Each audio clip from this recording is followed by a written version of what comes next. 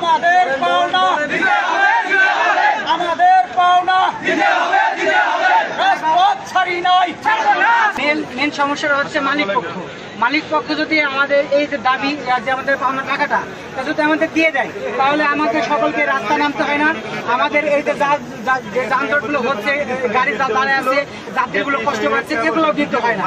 আমরা মালিককেও বলতেছি এবং সরকার পক্ষকেও বলতেছি যেন আমাদের এই সুরাহাটা হয়, আমাদের জন্য রাস্তাতে না নামতে হয়, সেই ব্যবস্থাটা সরকার পক্ষ করুক এবং মালিক পক্ষকে অনুরোধ করছি আমাদের পাওনাটা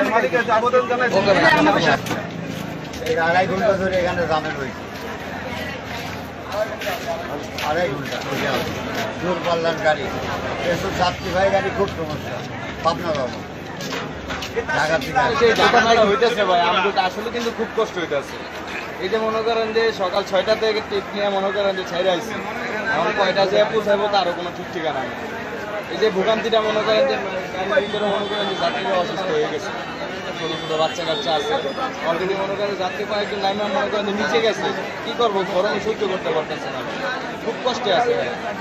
আমরা যে কষ্টে নাই তা না, সমস্যাটা কারণে দুষ্কর্ম পায়।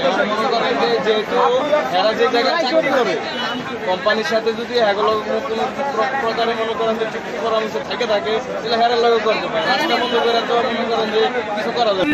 আমরা এই যে গাড়ি নিয়ে বিপদে পড়ে আছি, হঠাৎ করে রোড বন্ধ, তাহলে আমাদের আলটিমেটাম দিয়ে দিত যে কালকে থেকে গাড়ি বাই করো না, আমরা বাই করতাম না, এত যাত্রীও ভোগান্ত হতো না। তাহলে এই যাত্রীগুলো কি মানুষ না? 27 তারিখে বন্ধ করে দিচ্ছে, আজকে টাকা দেওয়ার দিন, আজকে আমাদের টাকা দিব, এটাই আমাদের দাবি নাই। আর মালিক পক্ষ ডেট চাইতেছে, আমরা কোনো ডেট দিব না, একদিনও ডেট হবে না আমাদের। 3 মাস পরে না, আজকে আমরা বেতন নিয়ে যাবো রাস্তায়, আমরা এই জন্য বই রয়েছি। আজকে যদি 12টা বাজে তাও আমরা বেতন নিয়ে যাবো, আমার ঘরে খাওয়া আছে, ঘর ভাড়া আছে, বেতন ছাড়া যাবো না।